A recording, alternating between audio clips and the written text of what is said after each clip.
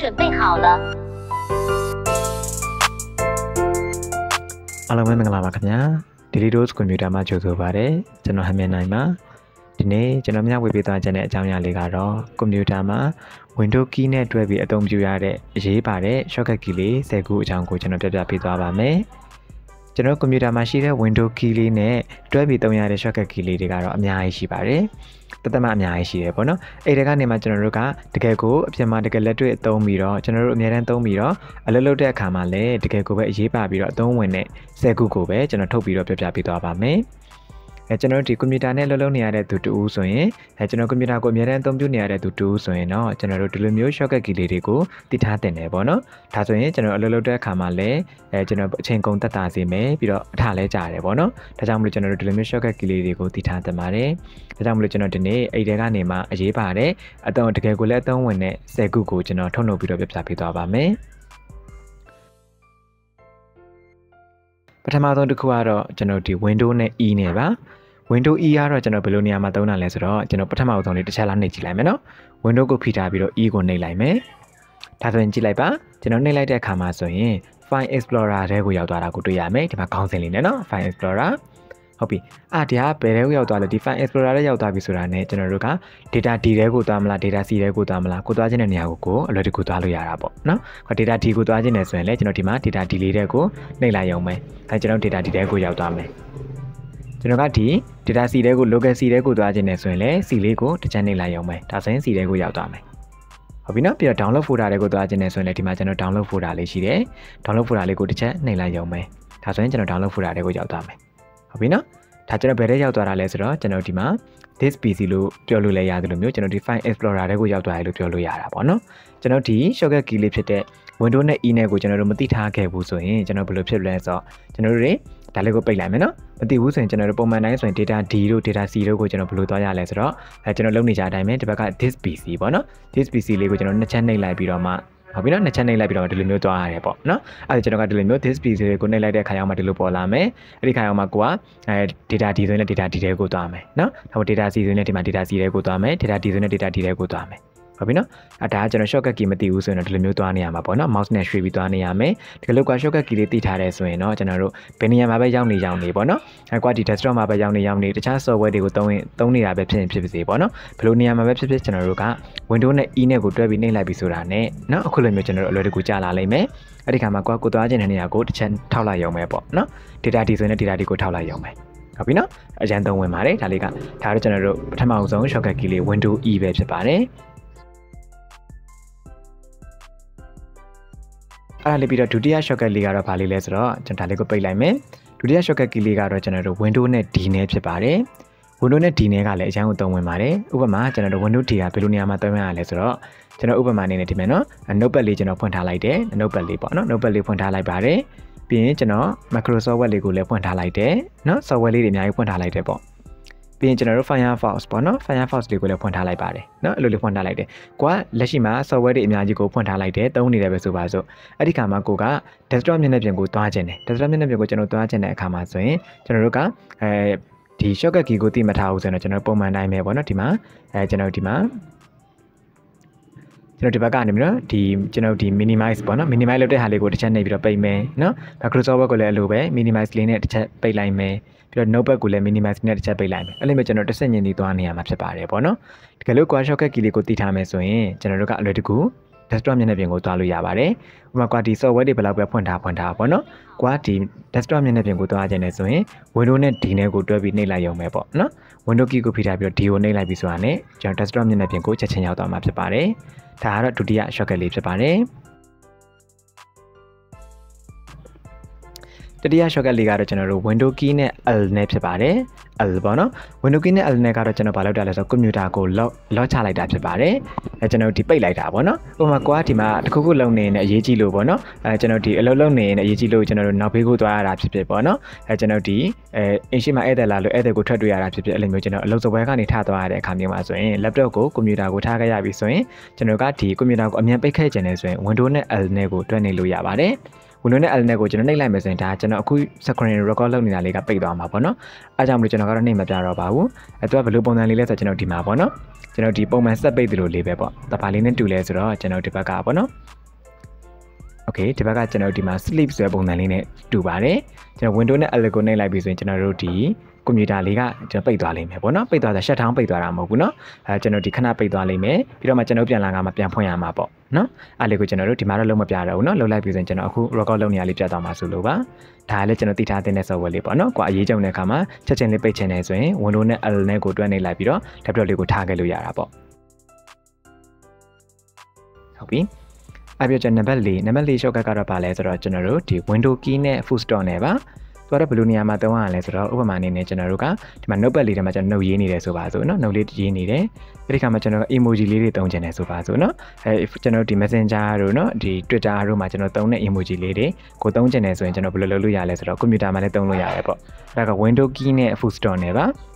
window key လေးကိုဖိထားပြီးတော့ကျွန်တော် full stop လေးကိုနှိပ်ရမှာပေါ့เนาะဟုတ်ပြီအဲ့ဒါ window key နဲ့ full stop ကိုနှိပ်ထားလိုက်တဲ့အခါမှာဆိုရင်ကျွန်တော်ဒီလိုမျိုး emoji box လေးကြာလာပါလိမ့်မယ်အများကြီးပဲเนาะကျွန်တော်ဒီဖုန်းမှာ message ရိုက်တဲ့အခါမှာသုံးသလိုပဲเนาะတပုံစံနဲ့ပါပဲကျွန်တော်ဒီအသေးပုံလေးသုံးချင်ဆိုအသေးပုံလေးကိုနှိပ်လိုက်မယ်ဒါဆိုကျွန်မကြည့်လိုက်ပါအသေးပုံလေးရောက်လာပြီเนาะဒီမှာပြုံးနေတဲ့ပုံလေးဆိုရင်လည်းပြုံးနေတဲ့ပုံလေးကိုကြိုက်တဲ့ emoji ကိုသုံးလို့ရတယ်เนาะအမှန်ချစ်လေးဆိုရင်လည်းအမှန်ချစ်လေးကိုနှိပ်လိုက်မယ်ဟုတ်ပြီเนาะဒါဆိုကျွန်တော်ဒီမှာအမှန်ချစ်လေးရောက်လာပြီဒီမှာ emoji တွေကတော့အများကြီးရှိတာပေါ့ဒါကတော့ကျွန်တော်တို့အားလုံးကလည်းဖုန်းအသုံးပြုနေတာဆိုတော့ဒါလေးကိုတော့နားလည်မယ်เนาะဒီမှာပုံလေးအများကြီးရှိတယ်ဒီဘက်မှာလည်းပုံလေးတွေအများကြီးရှိပါတယ်เนาะဒီဘက်မှာလည်းပုံလေးတွေအများကြီးရှိပါတယ်ကြိုက်တဲ့ emoji ကိုကျွန်တော်ဖုန်း microphone နဲ့မှာသုံးလို့ပဲသုံးလို့ရပါတယ် mobile phone နဲ့မှာသုံးလို့ပဲသုံးလို့ရတယ်ပေါ့เนาะဒါကတော့ကျွန်တော်တို့နံပါတ်4 shortcut ဖြစ်ပါတယ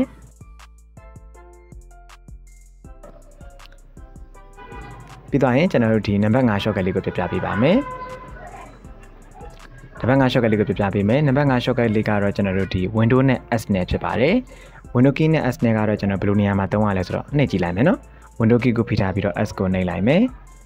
okay ဒါဆိုရင်ကျွန်တော်တို့ဗာလေးပေါ်လာလဲဆိုတော့ search box လေးပေါ်လာတာကိုတွေ့ရပါမယ်ဟုတ်ပြီနော်ကျွန်တော်ဒီ shortcut key လေးကိုသိမှတ်ထားဖို့ဆိုရင်ကျွန်တော်တခုခုကိုရှာချင်တဲ့အခါမှာဆိုရင်ကျွန်တော်ဘယ်လိုသွားလေးရှိလဲဆိုတော့ဒီဘက်ကအောက်ကပေါ့နော်ဒီဘက် task bar အောက်ကဒီ search box လေးကိုကျွန်တော်တစ်ချက်နှိပ်လိုက်ပြီးတော့သွားလေးရှိတယ်ပေါ့နော်ဟုတ်ပြီအဲ့လိုဆိုရင်ကျွန်တော်တို့က mouse ကိုကန်ပြီးတော့ရွှေ့နေရတာကြားရတယ်ပေါ့နော်ခွာတစ်ခုခုကိုအလွယ်တကူရှာခြင်းနဲ့ဥပမာကျွန်တော်တို့ Microsoft Word ကိုရှာခြင်းနဲ့ဆိုပါစို့အဲ့လိုခါမျိုးမှာကျွန်တော် search bar ကိုဖွင့်ခြင်းနဲ့ဆိုရင် window key နဲ့ S နဲ့ကိုတွန်းနေလိုက်ရုံပါပဲဒါဆိုရင်ကျွန်တော် box ထဲကို search ထဲကိုလိုရောက်သွားလိမ့်မယ်အဲ့ဒီခါမှာကွာ Microsoft Word ဆိုရင် WORD Word ဆိုရင်ရှာလိုက်ရုံပဲပြီးကျွန်တော် enter လေးခေါက်လိုက်ရုံပဲဒါဆိုရင်ကျွန်တော် Microsoft Word ကပွင့်လာလိမ့်မယ်ဟုတ်ပြီနော်ဒါကတော့ကျွန်တော်တို့ဒီ search bar ကိုသွားတာကတော့ window S လေးပဲဖြစ်ပါတယ်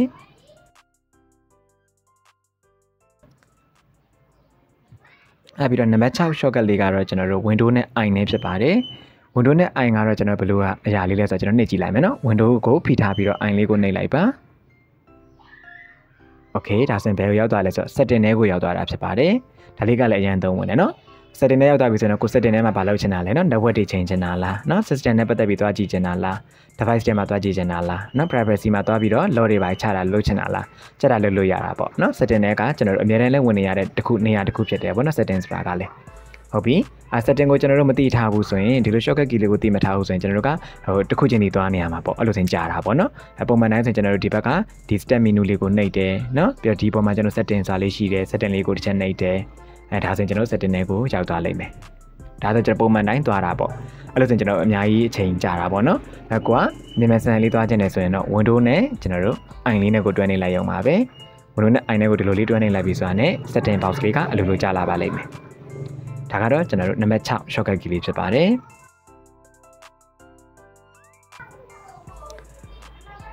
နံပါတ်9 shortcut key လေးကတော့ကျွန်တော်တို့ဒီ window နဲ့ A နဲ့ကိုတွဲနေတာပါ window key နဲ့ A နဲ့ကိုတွဲနေတာဖြစ်ပါတယ်အခုကျွန်တော်တစ်ချက်လောက်နှိပ်ကြည့်အောင်နော် window key နဲ့ A နဲ့ကိုတွဲနေလိုက်တယ်ဒါဆိုရင်ဘာလေးပေါ်လာလဲဆိုတော့ကျွန်တော်တို့တွေဒီ action center လေးပေါ်လာတာဖြစ်ပါတယ် action center ဆိုတာကတော့ကျွန်တော်ဒီမှာမြင်ရတဲ့အတိုင်းလေးပဲဒီ bluetooth တွေချိန်လို့ရမယ်เนาะပြီးတော့ကျွန်တော်တို့ computer လေးရဲ့ဒီအလင်းအမောင်တွေကိုဒီမှာအလင်းတိုးမှလားအလင်း short မှလားလုပ်လို့ရတယ် wifi နေချိန်လို့ရတယ်เนาะဒီမှာ airplane mode တွေတင်လို့ရတယ်ဒီမှာအများကြီးလုပ်လို့ရတာပေါ့ဟုတ်ပြီเนาะဒီဟာလေးကလည်းကျွန်တော်အသုံးဝင်ပါတယ်ဘာလို့လဲဆိုအလင်းမောင်ချိန်တာတွေဒီ bluetooth တွေ wifi တွေချိန်တာကလည်းအများအားသုံးနေရတာဆိုတော့လေဒီလိုကဒီ shortcut လေးတင်မထားအောင်ဆိုရင်ဘယ်လိုသွားရတာလဲဆိုတော့ကျွန်တော်ပိတ်လိုက်မယ်เนาะဘယ်လိုသွားရတာလဲဆိုတော့ကျွန်တော်ဒီဘက်ကညာဘက်တောက်အောက်ခြေလေးရပါတော့ဒီအကောင်လေးပေါ့နော်ဒီကောင်လေးဒီလို message ပုံလေးကိုတစ်ချက်နှိပ်လိုက်ပြီဆိုရင်ဒီလိုလေးပေါ်လာပါလိမ့်မယ်ဒါ ဒါကျွန်တော် shortcut key ကိုမသိထားရင်သွားတဲ့နည်းပေါ့ကွာ shortcut key လေးကိုသိထားတဲ့ဆိုရင်တော့လွယ်လွယ်ကူကူလေးပဲပေါ့နော်ကျွန်တော်ဒီ window key နဲ့ A နဲ့ကိုတွန်းနေလိုက်ပြီးဆိုတာနဲ့ action center ဆိုတာလေးပေါ်လာပါလိမ့်မယ်เนาะဒါဆိုကျွန်တော်တို့အလင်းမောင်းနေကျွန်တော်တို့အလင်းတိုးမှလားအလင်းလျှော့မှလား bluetooth ချိန်မှလားကြိုက်တာလုပ်လို့ရပါတယ်ဒါလေးကလည်းသိထားတင်ပါတယ်သိထားပြီးတော့လက်တွေ့လည်းအသုံးချကြည့်ပါအဲ့ပြီးရင်တော့ကျွန်တော် number 6 shortcut key လေးကိုသွားပါမယ် number 6 shortcut key လေးကတော့ကျွန်တော်တို့ဒီ window နဲ့ order key နဲ့ D နဲ့ကိုတွန်းနေရတာဖြစ်ပါတယ် window key ရဲ့ order ရဲ့ D ရဲ့ပါသူကိုကျွန်တော်တစ်ချက်လောက်နှိပ်ကြည့်အောင်เนาะ window ရဲ့ order ရဲ့ D ရဲ့ပါ okay ဒါဆိုရင်ကျွန်တော်ဗာလေးပေါ်လာလဲဆိုတော့ date and time ပေါ့နော် date နဲ့ time လေးတွေပေါ်လာတာကိုတွေ့ရမှာဖြစ်ပါတယ် calendar လေးလည်းပါတယ်နော်အဲကျွန်တော်ဒီနေ့ဘယ်နှစ်ရက်လဲကြည့်ချင်တယ်ဆိုရင်ဒီမှာကျွန်တော်အလွယ်တကူကြည့်လို့ရတာပေါ့29ရက်နော်ဒီမဲ့ Friday ဒီဇင်ဘာလ29ရက်2023ခုနှစ်ဒီပေါ်မှာလည်းနာရီလေးပါတယ်စက္ကန့်ကစားပါတယ်ပေါ့နော်9နာရီ15မိနစ်23စက္ကန့်ကိုရောက်နေပါပြီနော်ညနေပိုင်းမှာပေါ့ဟုတ်ပြီဒါကတော့ကျွန်တော်တို့ date တွေ calendar တွေရက်စွဲတွေအချိန်တွေကိုကျွန်တော်အလွယ်တကူဆုံးကြည့်ချင်တယ်ဆိုရင်တော့သုံးလို့ရတဲ့ shortcut key လေးဖြစ်ပါတယ်ဟုတ်ပြီနော်အဲကျွန်တော် date တွေကောနာရီတွေရောဒီ calendar ကိုရောတနေရာထဲမှာပဲကြည့်နေတာဆိုတော့တော်တော်လေးအဆင်ပြေရယ်နော်ကိုလိုရတဲ့ခါမှာကိုလိုရသလိုသုံးလို့ရပါတယ်ဟုတ်ပြီပြန်ပေါ်ခြင်းနဲ့ဆိုရင် window ရဲ့ order ရဲ့ D ရဲ့ပါ window order D ကိုနှိပ်လိုက်ပြီဆိုရင်ကျွန်တော်ဒီလိုလေးပေါ်လာပါလိမ့်မယ်ဟုတ်ပြီနော်ဒါတော့ကျွန်တော် number 6 shortcut key လေးဖြစ်ပါတယ်နံပါတ်9 shortcut key လေးကတော့ကျွန်တော်တို့ window key နဲ့ pause break ဆိုတဲ့ခလုပ်လေးနဲ့ကိုတွဲနေရမှာဖြစ်ပါတယ်။ pause break စာလေးကိုမသိရင်ကျွန်တော်ပြပေးမယ်နော်။ဒီဟာလေးကိုပြောတာပါ။ pause break လေးကကျွန်တော်ဒီမှာဒါကျွန်တော်ဒီ computer keyboard မှာဆိုရင်ကျွန်တော်ဒီမှာ pause break ဆိုပြီးဒီလိုရေးထားပါတယ်နော်။တခြား keyboard တွေမှာဆိုရင် pause လို့လည်းရေးထားတယ်။တခြား keyboard တွေမှာဆိုရင် break ဆိုပြီးတော့လည်းရေးထားနိုင်တယ်ပေါ့နော်။ဒီ pause break စာဒီလိုဟာလေးကိုပြောတာပါ။ဟုတ်ပြီ။ကျွန်တော်တို့ကဘယ်လိုလေးလဲဆိုတော့ဒီ window key နဲ့အဲ့ဒီ pause break လေးကိုတွဲပြီးနှိပ်ရမှာပါဟုတ်ပြီနော်ကျွန်တော်ဒီ window key ကိုဖိထားပြီးတော့အဲ့ဒါလေးကိုနှိပ်လိုက်မယ်ဆိုရင် okay ဘယ်တွေကိုရောက်သွားတာလဲဆိုတော့ကျွန်တော်တို့ဒီကျွန်တော် computer ရဲ့ system လေးကိုရောက်သွားတာပေါ့နော် system လေးကိုရောက်သွားတာဖြစ်တယ်ဒီမှာကျွန်တော် system ကိုအသေးစိတ်ကြည့်လို့ရမယ်ပေါ့အဲကျွန်တော်တို့ရဲ့ computer device name ပေါ့နော် device name ကိုလည်းဒီမှာကြည့်လို့ရမယ်နော် RAM ဘယ်လောက်ခေတ်ရှိပါတယ်နော်ဒီမှာဒီ ID တွေလည်းကြည့်လို့ရမယ်ပြီးတော့ဒီအောက်လေးမှာကျွန်တော် window ဘယ်လောက်တင်ထားတာလဲပေါ့နော် window 10 pro တင်ထားပါတယ်ဒါတွေအကုန်လုံးကြည့်လို့ရတယ်ပေါ့ဒါတော့ဘယ်နေရာလေးလဲဆိုတော့ကျွန်တော်ဒါ system box လေးပေါ့နော် system နေရာလေးဖြစ်ပါတယ်ကျွန်တော် computer ရဲ့ window ရဲ့ system ပေါ့နော်ဒီမှာကျွန်တော်တို့ဒီမှာ 64 bit နော်ဒါတွေအသေးစိတ်ကြည့်လို့ရတာပေါ့ဟုတ်ပြီဒါကျွန်တော်တို့ဒီဟာကိုသွားကြည့်တာကိုကျွန်တော် shortcut key လေးမသိဘူးဆိုရင်ကျွန်တော်ရင်တော့ဘယ်လိုကြည့်ရလဲဆိုတော့ကျွန်တော်တို့ဒီမှာပေါ့နော် this PC ကိုသွားလိုက်တယ်ဒီ PC ကို click တစ်ချက်ထောက်လိုက်ပြီးတော့အဲ့ဒီ this PC လေးပေါ်မှာ right click တစ်ချက်နှိပ်လိုက်မယ်ပြီးတော့ရင်ကျွန်တော်ဒီအောက်ဆုံးလေးက properties ပေါ့နော် property လေးကိုတစ်ချက်နှိပ်လိုက်မယ်ဟုတ်ပြီနော် property လေးကိုနှိပ်လိုက်ပြီးဆိုရင်ဒါကျွန်တော် system လေးကိုရောက်သွားမှာဖြစ်ပါတယ်ဟုတ်ပြီနော်ဒါကျွန်တော်ရဲ့ဒီ computer ရဲ့ system ဘိုင်းဆိုင်ရာကိုဒီမှာသွားကြည့်လို့ရတယ်ပေါ့ဒါကျွန်တော် shortcut key လေးမသိဘူးဆိုရင်ဒီလိုမျိုးတစ်ခုချင်းဒီသွားနေရမှာဖြစ်ပါတယ်ဒီကလေးက shortcut key လေးကိုသိထားပြီးဆိုရင်တော့လွယ်လွယ်လေးပဲပေါ့နော်ဒီ window key နဲ့ pause break လေးကိုတွဲပြီးနှိပ်လိုက်ရုံပါပဲဒါဆိုရင်ကျွန်တော်ချက်ချင်းပဲဒါကျွန်တော်တို့ဒီဟွာလေးကိုရောက်သွားမယ်ပေါ့နော် system လေးကိုရောက်သွားမှာဖြစ်ပါတယ်ကျွန်တော် computer နဲ့သက်ဆိုင်ရာ system ကိုဒီမှာအားလုံးကြည့်လို့ရပါတယ်ဒါကျွန်တော်ကွန်ပျူတာလေးကနည်းနည်းအခုမှမီလာကစားဖွင့်လိုက်တာမလို့နည်းနည်းလေးနေလို့ကြာနေတာပေါ့နော်မိတ်ဆွေတို့ကွန်ပျူတာမှာကျွန်တော်မြန်မှာပါနှိပ်လိုက်တဲ့ချက်ချင်းပေါ်လာမှာဖြစ်ပါတယ်ဒါကတော့ကျွန်တော်တို့တည်ထားတဲ့နံပါတ်9 shortcut key လေးတစ်ခုပါနံပါတ်10 shortcut key လေးကတော့ကျွန်တော်တို့ window key နဲ့ R နဲ့ကိုတွဲနေရမှာဖြစ်ပါတယ် window key နဲ့ R နဲ့ပေါ့နော်ဟုတ်ပြီကျွန်တော် window ကိုဖိထားပြီးတော့ R ကိုနှိပ်လိုက်ပြီးဆိုတာနဲ့ဗာလေးပေါ်လာလဲဆိုတော့ဒီမှာမြင်ရပါမယ် run ဆိုတဲ့ဒီ run box လေးပေါ်လာတာကိုတွေ့ရပါမယ်နော်ဒီ run ဆိုတဲ့ box လေးကလည်းပဲအရင်သုံးဝင်တယ်ကျွန်တော်တို့ set ရှင်းပါလား software တစ်ခုခုကိုရှာပါလားဒီ run box ကနေတွားပြီးတော့ကိုကြိုက်တဲ့ program ကိုကြိုက်တဲ့ software ကိုဒီမှာလွယ်တကူရှာလို့ရပါတယ်ဟုတ်ပြီနော်အဲ့ဒါကျွန်တော်တို့ဒါလေးက run box လေးပေါ့ဒါလေးကိုပိတ်ချင်တယ်ဆိုရင်ကျွန်တော်ဒီဘက်မှာချက်ချစ်ကလေးကိုနှိပ်လိုက်ရုံပဲနော်ကျွန်တော်ပြန်ပေါ်ချင်တယ်ဆိုရင် window လေးနဲ့ R နဲ့ကိုတွဲပြီးတော့နှိပ်လိုက်ရုံပါပဲဒါဆိုကျွန်တော်တို့ဒီမှာ run ဆိုတဲ့ box လေးပေါ်လာပါမယ်နော်ဥပမာကျွန်တော်တို့ကဒီဟွာလေးမှာကျွန်တော်တို့ကပေါ့နော် sorry window နဲ့ R နဲ့ကိုတွဲနေလိုက်မယ် run ဆိုတဲ့ box လေးပေါ်လာမယ်အဲ့ကိုကျွန်တော်တို့ကဥပမာအနေနဲ့ပေါ့နော် Microsoft Word ကိုဖွင့်ချင်တယ်ဆိုရင်ဒီ open ဆိုတဲ့ဒီနေရာလေးမှာကျွန်တော်တို့က win word ဆိုပြီးရိုက်ထည့်ရမယ်ပေါ့နော် win win word word ဆိုပြီးရိုက်ထည့်လိုက်ပါဒါကျွန်တော်ငကိုအစကရိုက်ပြီးသားမလို့လေးပေါ်နေတာပေါ့နော်မိတ်ဆွေတို့ကအခုမှစရိုက်မယ်ဆိုရင်တော့အဲ့လိုပေါ်မှာမဟုတ်ဘူးနော်ဟုတ်ပြီ win word ဆိုပြီးတော့ရိုက်ထည့်လိုက် ထည့်ပြီးသားဖြစ်တဲ့ကျွန်တော်တို့ keyboard ကနေပြီးတော့ပေါ့နော် enter တစ်ချက်နှိပ်ပေးလိုက်ရပါတယ်ဒါမှမဟုတ်ကျွန်တော်ဒီမှာ okay လေးကိုတစ်ချက်နှိပ်ပေးလိုက်လဲရပါတယ်ဒါဆိုရင်ကျွန်တော်ခဏဆောင်လိုက်ပါဒါပေမဲ့ကျွန်တော် Microsoft Word ပေါ်လာပါပြီနော်ချဲ့ကျင်နေဆိုရင်ကျွန်တော်ဒါလေးကိုနှိပ်လိုက်ရုံပါပဲဒါဆို Microsoft Word ကိုဖွင့်လိုက်တာပေါ့နော်ဟုတ်ပြီကျွန်တော်တို့ဒါလေးကတော့နံပါတ်10 shortcut key လေးဖြစ်ပါတယ်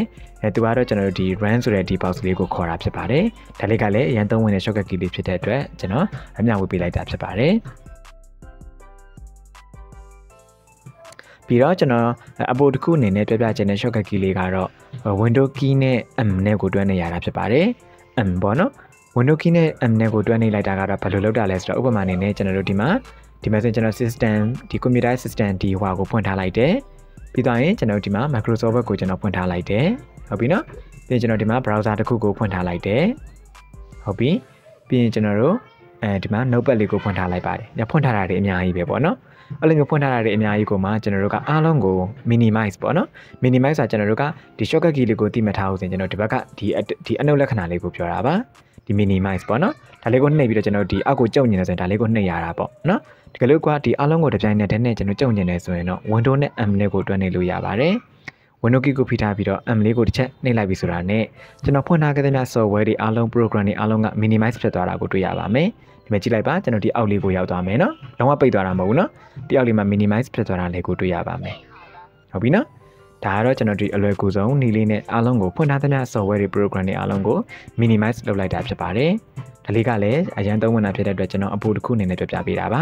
ဒါဆိုရင်ကျွန်တော်ဒီသင်ခန်းစာလေးမှာပြပြပေးသွားတဲ့ window key နဲ့တွဲနေရတဲ့ shortcut key လေးတွေကအားလုံး17မျိုးဖြစ်သွားမယ်ပေါ့နော်17မျိုးဖြစ်သွားပါမယ်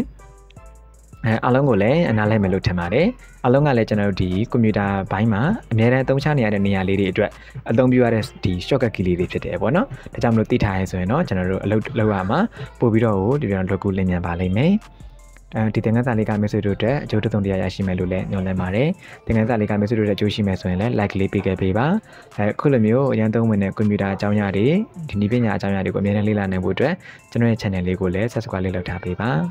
အားလုံးတာပျော်ရွှင်တဲ့နေ့ရက်လေးကိုအများနဲ့ထားပါပါဆိုင်နိုင်ကြပါစေအားလုံးကိုကျေးဇူးတင်ပါတယ်ခင်ဗျာ